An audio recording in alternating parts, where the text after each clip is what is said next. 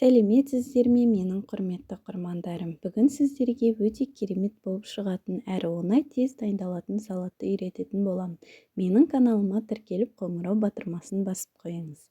Ең алдымен жұмыртқамызды жарып, кішкене тұз салып, жақсылап араластырып, қызып тұрған табамызға блины етіп пісіріп аламыз.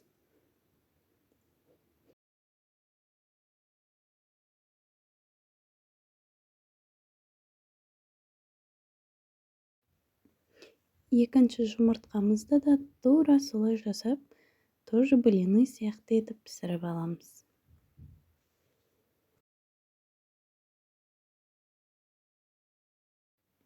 Содан соң бәдіренімізді ұзын-ұзын етіп турап аламыз.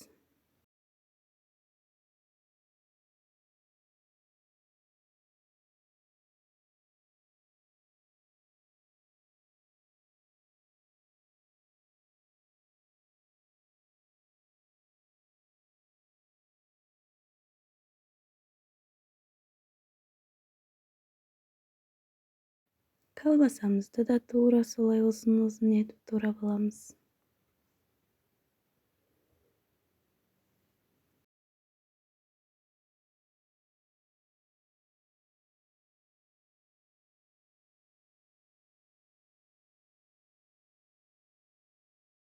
Колбасамызды турап болдық. Енді пісіріп алған жұмыртқамызды екіге бөліп, тоже турап аламыз.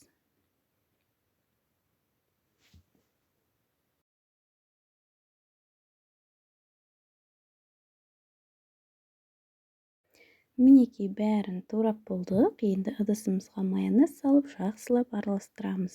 Салатымыз дайын. Менімен бірге болғандарыңызға рахмет.